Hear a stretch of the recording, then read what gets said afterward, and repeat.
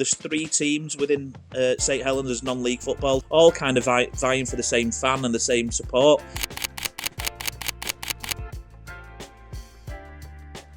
Just work with us. And it can be a very, very powerful movement.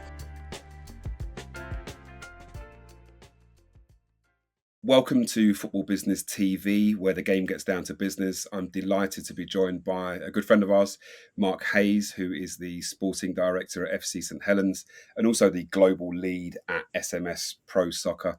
Mark, how are we? Very well, thank you for having me.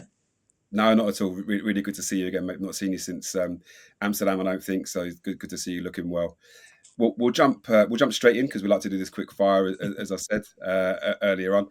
You spent over a decade in non-league football, for those that don't know. What first pulled you into the grassroots side of the game, and what's more importantly, what's kept you rooted there for so long? Well, I'm a Wigan Athletic fan by heart. So I was 20 years a season ticket holder, home and away, committed through all the bad times, really, when Wigan nearly went out of the league at one point of when I started. And then it was a fantastic journey. Onwards and upwards, literally, you know what a ride that was for any football fan to literally go from the bottom all the way to the Premier League and to stay there for quite a few years.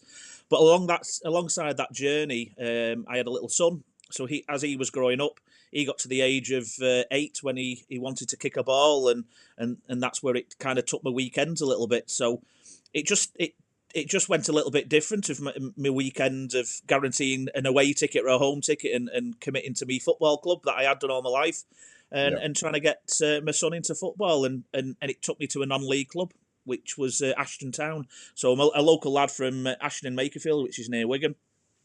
And yeah, they had a fun day. Cut a long story short, they had a fun day. I went down, took my son, and no disrespect to the club whatsoever, the fun day was a bouncy castle. You know, and literally that's what it was. And and I just seen an opportunity from day one, literally, of you know, can have a bit of an impact here and an influence, and it went from there really. So I put on a charity game there just as a starter, just to test my contacts really, because that was very early on in my career and didn't have, you know, like a little black book type thing, and social media back then wasn't as easy as what it is now. And we did a game for charity and we packed the stadium, got a really good attendance, and the club asked me on board, which was I was really proud of. Yeah, brilliant. When you first joined as sporting director, you were quoted as talking about the club's huge potential. Have you seen much of that realised? Is there a kind of slow and steady evolution to that? What's as you look back on those opening statements, do you feel that you were correct? And if so, you know, what have the developments, if any, been there? Well, certainly now, from Ashton Town, I've moved on to 2 clubs. So I think you're talking relevant there of FC St Helens, which is where I am now. Yeah, you know, non-league football, it's powered by volunteers, and very proudly, you know, some of the people in the game at this level are absolutely hardcore and unbelievable. Even I go back to Ashton Town, I was given an award out for a guy who gave 50 years service. 50 years service as a volunteer. That was from a player to a groundsman to an anybody, you know, to literally anything that's needed at the club. You know, them people are the hardcore places, you know, people in a club, and Billy was his name, sadly not with us anymore, but what a aspiration for me really of having an influence into a non-league club and to commit your time to that. Yeah. But yeah, it took me on to FC St Helens, and that's where I am now, and that's where I genuinely do see the most potential that we've ever had in my career in non-league football.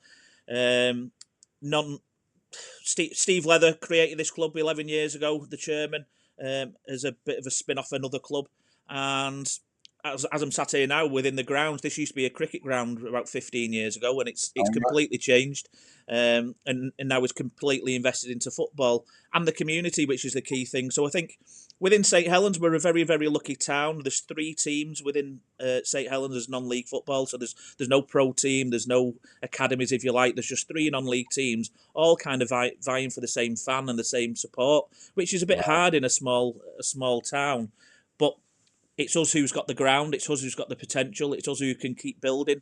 Like we did a couple of years ago, we won the league. To win the league, to get into the next division, we had to double our capacity in seated stands and in standing stands, and we've got the scope to do that. Sadly, the other 2 clubs play at a council facility, which obviously has the restrictions. So Mm. for what we can do, and I think what I've brought to the table, which is the international side of things, the quirkiness of signing an ex-pro and Yeah. bringing like ticketing scenarios to the club as well, and just making it a little bit professional. At the end of the day, this club has gone at a canter, absolutely at a canter, and got promotions after promotions to get where they are now, which is the Northwest Counties Prem. Yeah, I love that story. It's kind of similar to where I live. I live in Eastbourne, and we've got three non-league clubs here. In Borough, Town, and oh God, I'm going to offend some people there. We'll get back to that. But it's kind of similar. It's a town of 100,000 people in it, and you're vying for the attention of everyone that goes to the football on a Saturday. So I completely see what you're going through there. I think non-league football at the moment is really enjoying a bit of a boom. Increasing revenues, increasing attendances, and lots of community support up and down the country. Actually, it's not. I don't think Yeah. that's tagged to a particular region. What do you think, if anything, is driving that? And how can you make the most of it? More importantly. I think it started with COVID. COVID was a surreal part of everybody's lives. It really, Yeah, really yeah, was. But what was beautiful for the non-league game, it kind of had a little bit of momentum from it. So people fell out of the love of the Premier League game through not attending or not being able to, to actually physically go to them games. And certainly where I was non-league kind of was a little bit staggered from that. So we got a little bit more of a run at it. And then all of a sudden our attendances got up. And I think there's a stigma behind non-league football, if you don't know a lot about it, is the yeah, level's not good. But it's a very good level. These players are the ones who have failed it. They're like to your Liverpools and Evertons. And, mm, so the level is still there. And I think it just takes you to see that game before you make that decision. So COVID did a wonderful thing for us. Certainly bringing in that fan base, and then I think it's we've continued that now with the likes of VAR. People are disgruntled with the pro game. I would absolutely hate it being a pro fan now. yeah, Obviously I'm still a Wigan fan, but VAR when I watch a Premier League game, and you them moments where I've celebrated a goal and give it my all and come to tears in some scenarios. yeah. Imagine Wigan winning the FA Cup, that last minute goal, and then it going to VAR. It would just take it all away. You know. So yeah, so I think we need to ride this wave, and I think it'll keep coming because of affordability. The world's a change in place, so affordability and actually being able to attend a game and having no restrictions as well, which is what Mm, I love at a ground. The whole thing of going in a ground and being compacted and sitting down, especially in England. I think we're way behind it in England. In the likes of Europe, you can go in early and have a pint and stand with your mates, and the at half time that whole thing of you have to quickly get a pint in England and then the shutter comes down.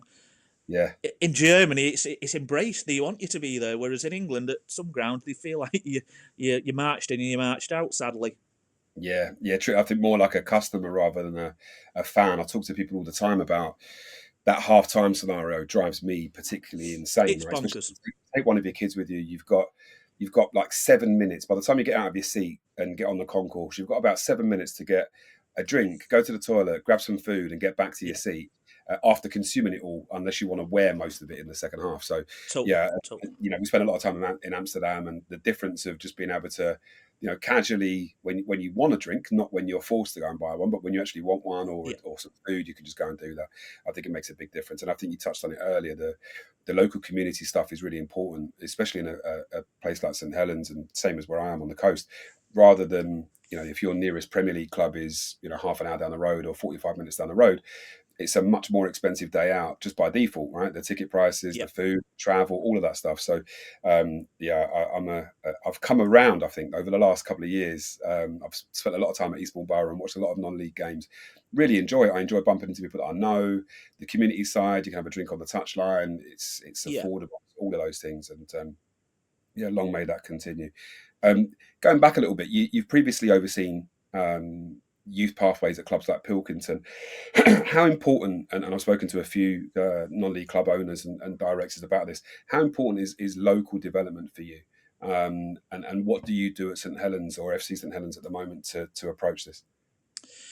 It's massive, in the area that we are. As I say, we're very proud to have 3 non-league teams, which is just a ridiculous feat in a small town. But I see that as branding. So we play in red and white, Pilcher in green, and St Helens Town are in blue and white.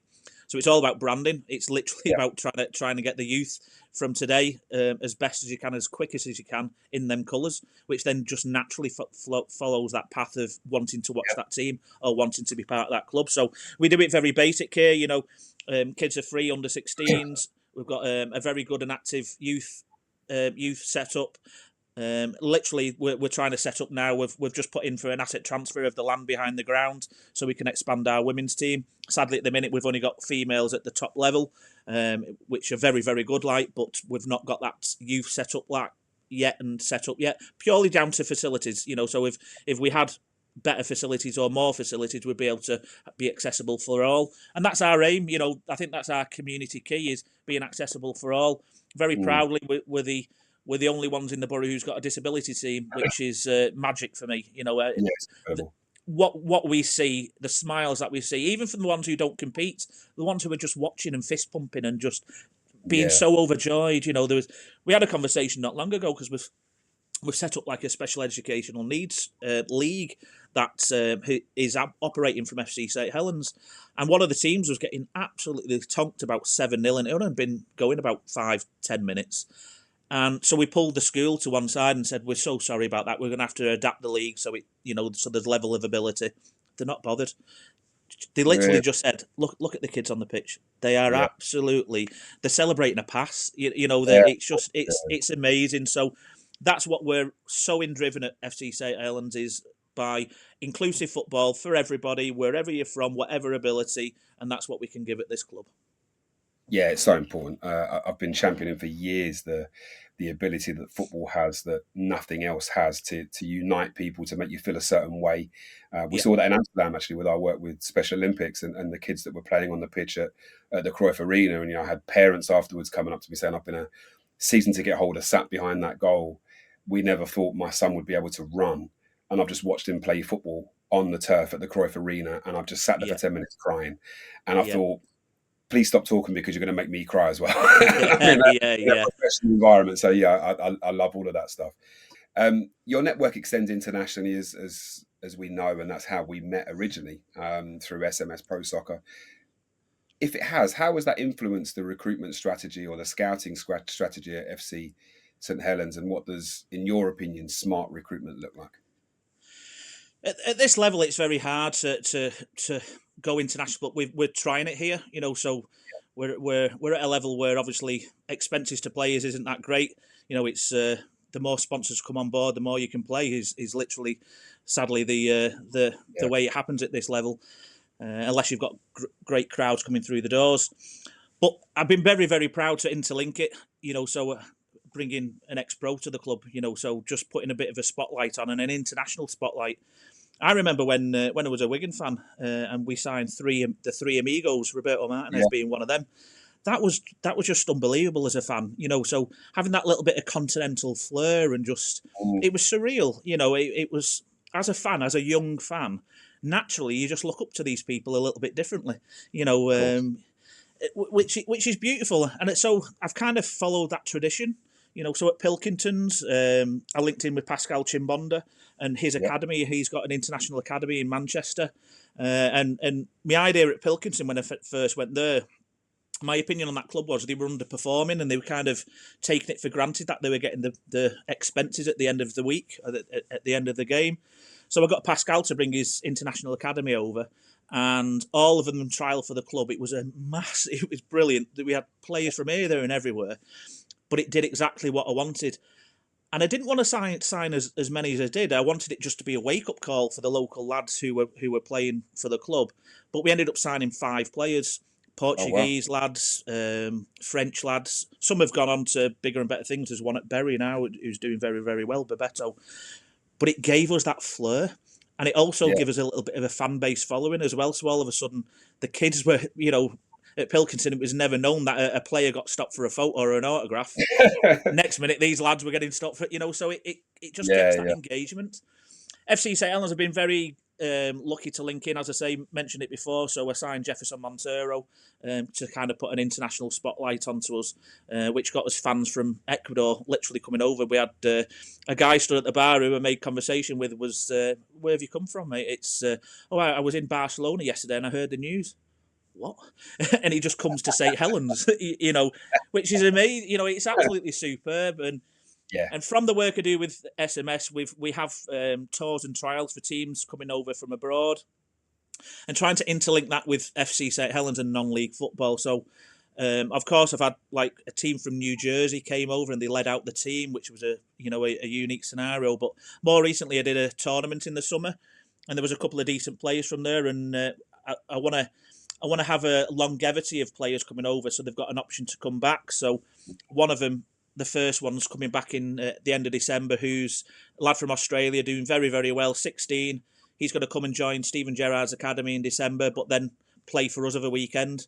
So brilliant. that'll be the start of an international connection, which hopefully, as you know, in the situation you said before with Eastbourne, is likes of commercially what that does for you. Can we turn heads of sponsors, etc., etc. It just helps build that club, and I think it's so important. It was done in the Premier League. It's the game at our level is no different other than the money that we have. Yep. It literally is. It literally is. Yeah, no, I agree. You've touched on Jefferson Montero a couple of times. I know how much that signing meant to you, and it was incredible. Actually, I remember Jerry, who you know very well, sending me the videos, and I couldn't quite get my head around it, to be honest. But brilliant. It reminded me of, you touched on Wigan signing the three amigos. I always remember Middlesbrough signing, Juninho and Emerson Yes. and Nelly, the same kind of thing. The three players in that summer, and it was, you go to Middlesbrough. It's incredible.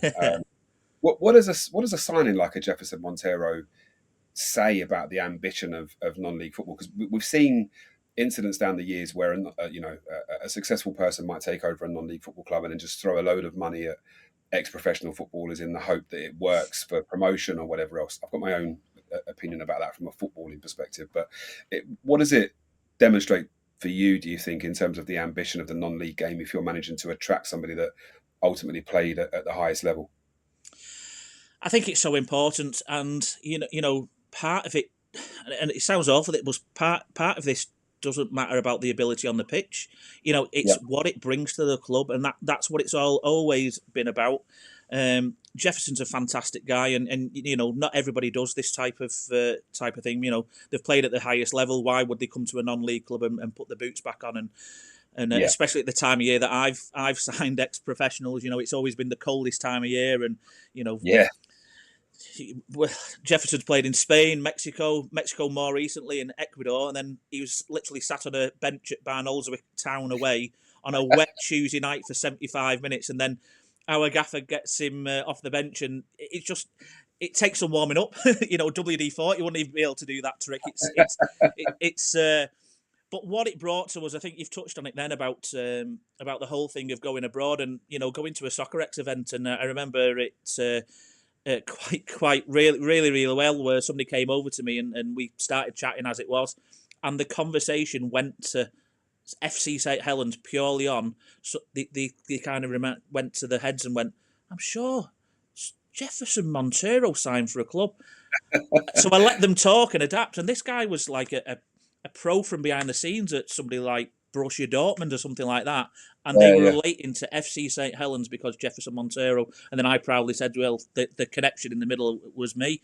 So what it can do worldwide, what it did for us worldwide, I touched on it before, as our attendances went up. And for a club, very, very proud. Steve Leather, as I mentioned before, the chairman who formed this club from nothing only 11, 12 years ago, has had an international player like that sign for the club, Yeah.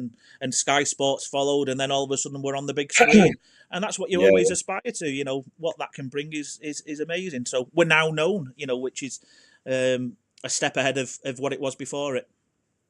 it's incredible to do that in such a short space of time as well, right? You've seen kind of stories like that linked to clubs that are 100 years old or whatever, and they've called on a favour of a favour, but I think this is a bit different. We talked about the non-league boom, and I genuinely think it's experiencing a really good time now, the game, and there are more commercial opportunities because of that, and opportunities for growth. How do you balance being community focused and driven, which you absolutely have to be as a local club to build those foundations and the roots that hope you sow for the next 100 years. How do you balance that against becoming more professional, looking for more sponsors, looking at maybe global opportunities? How do you personally manage that? It's a hard one, but it's forever building that building block. Mm. Ultimately, at the end of the day, if the community's not on board, you've not got a football club, and that's where where I'm sat now is in the middle of a housing estate, and still to this day, I'd probably say 3/4 of the housing estate don't come in. So Right. I've got to look at that weekly of the reasons why. And that's what I'm passionate about behind the scenes. So we do that many promotions to try and get people in, and that's where even at the top level now, the game is it's a multi sports arena now. It can't just be a ground where it's owned by Tottenham and Tottenham play. It's much more than that. Look at the weekend where it was filled by the boxing fans. Obviously, we're not going to do something of that level here at this level, but we can interlink. So what I've brought to the table is the disability, what I mentioned before. So they play on a Tuesday afternoon. So on a Tuesday when this place was absolutely shut and nothing going on, there's now over 100 people with disability and inclusion needs playing sport on our grounds. That Brilliant. will bring something along the way. What it will Yeah. be, I don't know. But whether it's funding, whether it's community coming on board because they see these things happening, or it could be sponsorship because we do things in the right way. Mm. And I'm a firm believer of that. So Andy's Man Club mental health group, they're based here. So the only one in St Helens is here within our club. And the local disability group uses 3 times a week. So the inclusion of what we've got within the club, I'm hoping will span out into the network of the community, which will then in turn make us go forward. And that doesn't stop there. So the likes of the organisation on a match day, stewards, we want to be disability and inclusion. So we want anybody who our merchandise, for instance, is made by the local bus hub. So we don't just go and source it by anybody off eBay or the local guy. We've literally got the local disability and inclusion group who make them for us. So it's all about being the personal touch for us at FC St Helens. As I say, we've got 2 teams who are local to us, literally just over the road, and it's quite sad that we have got that that battle of fighting for the same fans, because St Helens, if we had one, it could be a powerful unit. Just look at the rugby league and the stadium that they've got. Imagine if that's currently multi-use with Liverpool ladies, but imagine if that was FC St Helens. I think it's a train that has got that much momentum. It will go beyond my lifetime, and I genuinely think one football club within this borough will get professional, and hopefully it's the red and white, and I've had an influence in that. Yeah, what a legacy that would be, eh? Totally. We'll have the Mark Hayes Memorial Trophy every year after that. People only see, whether it's local community, whether it's people on social media, they only ever really focus on match days, I guess. And I think we know that the bulk of the work happens, midweek or certainly Monday to Friday. What's a part of your job that people might not realise is so important? I think it's the timing of it. It's the ticking over and the timing of it. I mentioned it a little bit of. I've brought like a ticketing system to the club, which we never had before. So if you bought, well, they didn't have season tickets before I came, but it's one of them of just starting something but keeping it going. Everything's within the moment, so clubs can get into a bad routine of maybe getting sponsors, volunteers on board of like photographers and that type of stuff. But if you don't play that straight away and then photos and put them out on that evening, that straight away or the morning after, you've lost that momentum. So as you say, a lot of it is the likes of in the moment. That takes it up. So there might be only 90 minutes that's played on a Saturday, but if you don't put things out on the Sunday, if you don't put things out on the Tuesday reflecting on it, if you don't put things out on the Wednesday promoting it, it's a hard task, and it's a plate to spin for quite a while. Luckily, we embrace volunteers, so we're the door's always open for us, and we've got a fantastic media team who ultimately will do their bit for a couple of years and then go on to hopefully a paid job in the game, which is it's magic for us. It happens lots of times at our level, even being physios. Physios is a prime example of students go and get their experience in actually learning it, but them actually performing it. We provide them the platform, but then they'll go on to bigger and better things. 17 years now in non-league football, and I've proudly produced Wigan Athletic, Preston North End, Man United physios who have all come through a team that I've been with, and that experience has been vital to them to build. Yeah, it's brilliant. I think that's really the testament, I think, to what you're doing, providing those opportunities and the foundation blocks for people to build their own careers in. And I think it's so important. Football's probably one of the only industries where you still serve that kind of apprenticeship, of actually, let me prove myself that I can do it Yeah. at this level, and then move forward. You've just said you spent 17 years in non-league football, which is an incredible level of dedication. What's the biggest leadership lesson that grassroots sport has taught you? To never give up, to never give up. We talked about COVID a little bit before. We thought the world was caving in. Literally. How does a club survive when it's struggling to survive without that? So I think the whole journey that I've been in, following Wigan Athletic as well, I'm very, very proud to have done that. I speak many a time and reflect this with me uncle, who's a Liverpool fan, who's seen them win Premier League, so many European Cups. He generally would swap it to be a Wigan fan, only for that journey of being from the bottom to the top. Yeah, I get that. That's taught me so much, resilience, every passion that you could ever have in life, and prepare yourself for. Football's kind of done that for me as well, so it's been a beautiful reflection of 17 years and building and digging in and never giving up. Touch back on Wigan Athletic, the amount of times in the last 5-6 years that they've nearly gone bust as well. So everything's not rosy forever. You mentioned before about longevity. If I can have a part of the game that people can remember that Mark Hayes had an influence in non-league football and made an impact. That's what makes me go on. For people to reflect that. Fair play to the guy. He's come up with some crazy ideas, and he's dug in. But them clubs are thriving, and fair play to the fella. That's what drives me. Do you remember when he signed Jefferson Montero? Yes. Hopefully that will be reflected. I'm sure you won't escape that.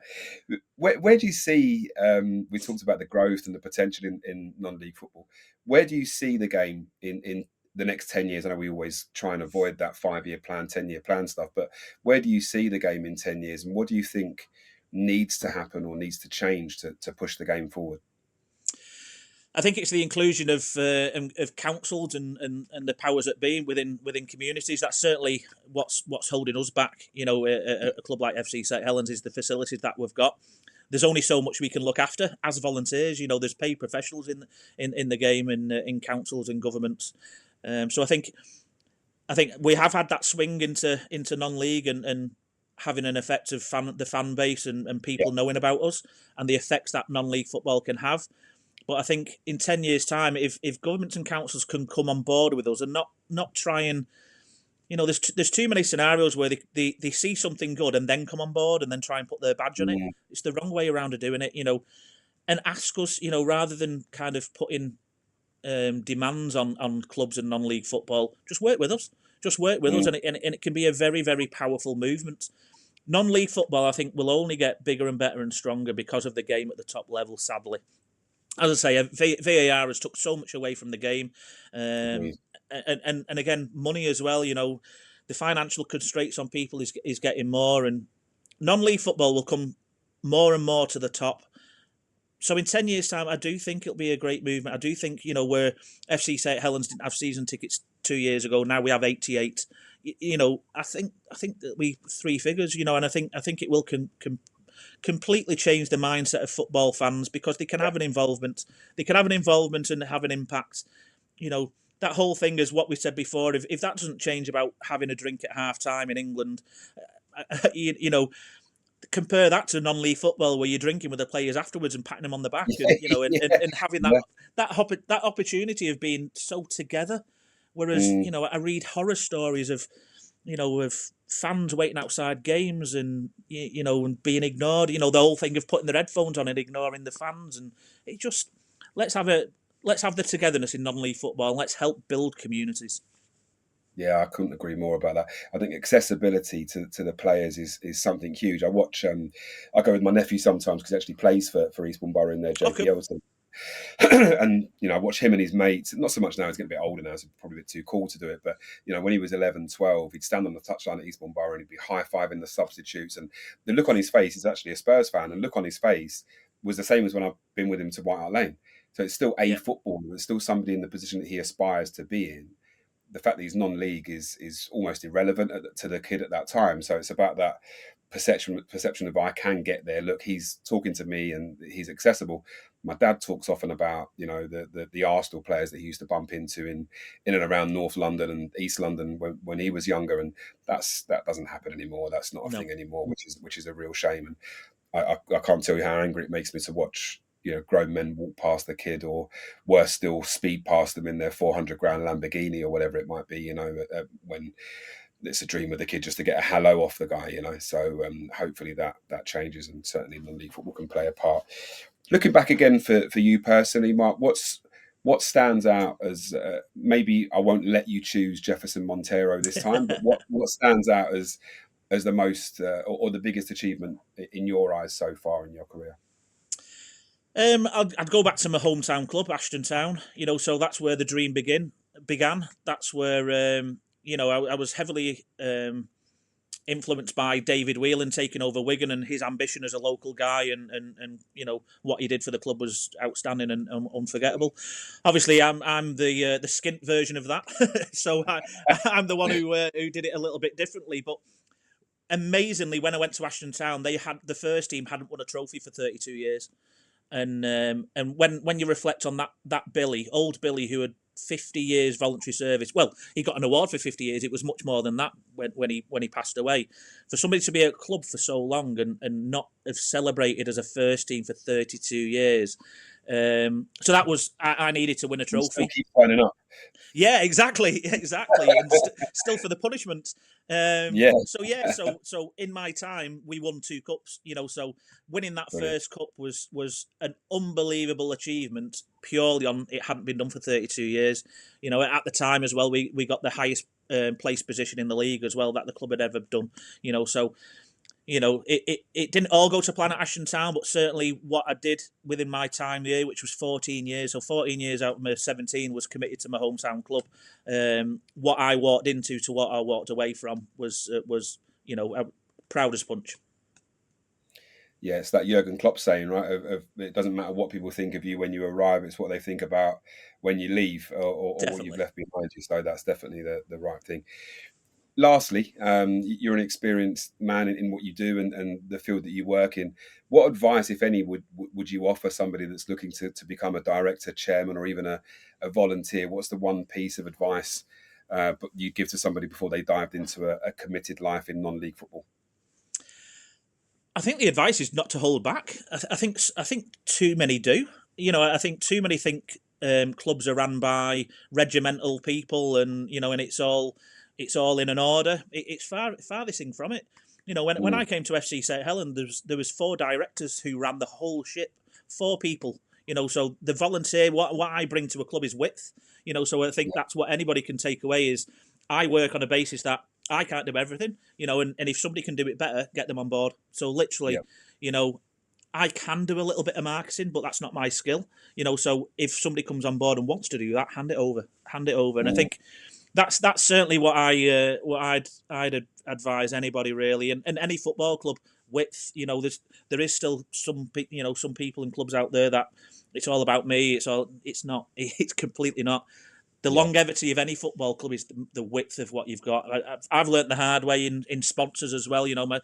My first ever sponsor at Ashton Town, when I thought I was going to take on the world, was one sponsor, and I went all in with one sponsor. That one sponsor pulled after a year. Everything fell. So again, width. The wider you go, the more you can. The more you can stand. So yeah, don't hold back. Go and knock on your door of your non-league club. You'll be surprised what answers you can get. Yeah, completely agree. Very, very sound advice. Mark, as always, mate, it's absolute pleasure talking to you. And I said to Jerry, we're going to have to get up to St Helens and come and enjoy a game and a few Definitely. cheeky pints on the touchdown, I think. Sounds good. I look forward to it. In the meantime, really appreciate your time, mate. Good luck for the rest of the season. And I look forward to catching up soon. Brilliant. Take care, mate. Thank you. Cheers.